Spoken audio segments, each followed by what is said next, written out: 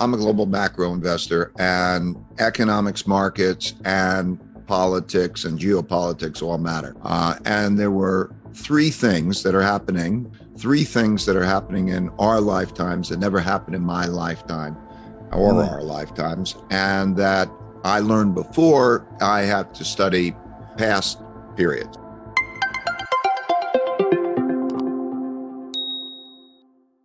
And those three things are the creation of a lot of debt and money. The second is the amount of internal conflict that we're having over money and values and what that's like. And the third is the changing world order with countries like China and Russia competing with the United States in a way that didn't exist before. It's a basic thing. Everybody agrees we need more money and we need more spending. But if you spend more than you earn, you have to borrow. And that creates debt. But at first it's credit, so it gives you buying power. You have to pay it back, and that becomes depressing.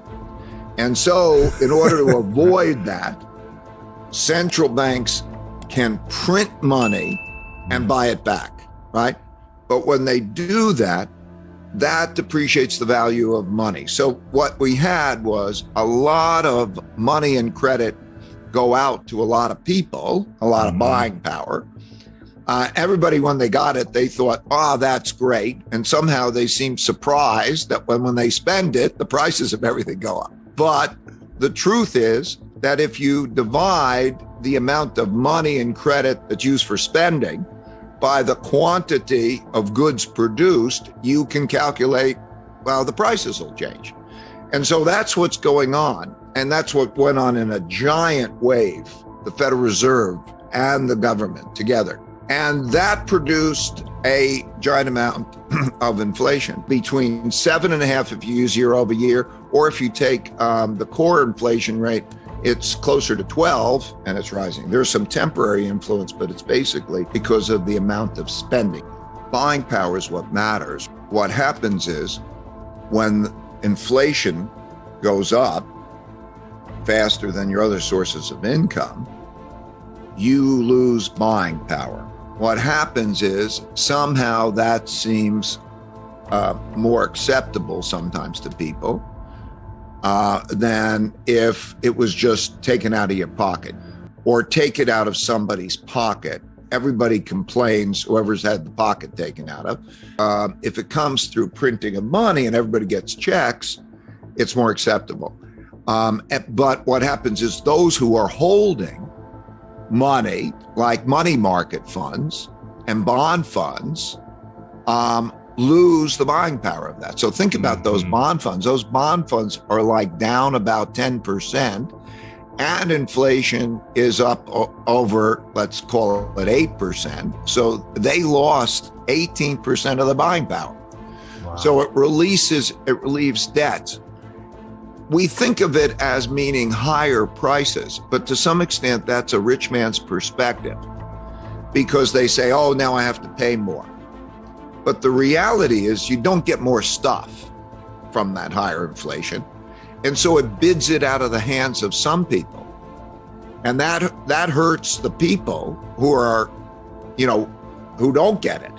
Because it's really, and so we're seeing a time now where you're going to lose buying power to inflation.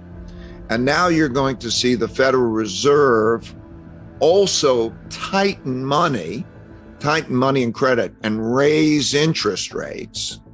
And when they do that, that creates less buying power. They say, okay, now you can't spend as much money and the prices are going high, but they do that in their crude way of trying to reduce inflation. But you get it from both ends, the higher prices and then the higher interest rates you have to pay, and the higher debt service costs, and also less availability of money. So it's a squeeze, like the squeeze that happened in the 1970s.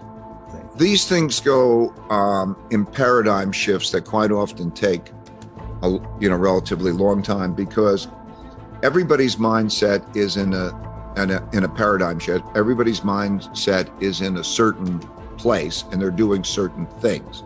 For example, investors think that cash is safe, and they don't pay much attention to inflation. And then what happens is they get inflation, and they realize that if I'm holding cash, I'm losing buying power. So then they shift. They sell out their cash, or they sell out their bonds, and they put that into other things. And when they do that, that also contributes to inflation. Changes like that also happen in a lot of ways, like cost of living increases in compensation. Where in the past, when they don't worry about inflation, then they don't think about, do I have an inflation-linked contract for my work? Right. Or do I have enough inflation assets? It might be, do I need to buy, I'm going to store my money in a house, or I might store my thing. And so that pendulum swing from one mindset and one positioning to another mindset and another positioning in the early stages tends to be self-reinforcing. Those actions produce more inflation and more inflation psychology until that goes to the opposite extreme. Like in the 1970s, that people were surprised about what happened because they weren't used to inflation much. Then you had the inflation, and in the beginning, it swung. And then at the end of it, they said inflation will never end, and everybody's positioned for it never ending. And then, of course, what happens is it's so bad that then the central bank goes the opposite extreme, and then they get surprised. And so the 80s was a period which was the exact opposite of the 70s, where you have falling inflation, high real interest rates, and so on. And so the worst assets to own in the 70s were bonds, and the best assets to own in the 80s were bonds. So you see these pendulum swings that way. The best assets to not own, that's the most important thing, I think, is cash. And quoted, cash is trash. There will be a tightening here for the time being, and that tightening will have an effect. It'll hurt asset prices and so on.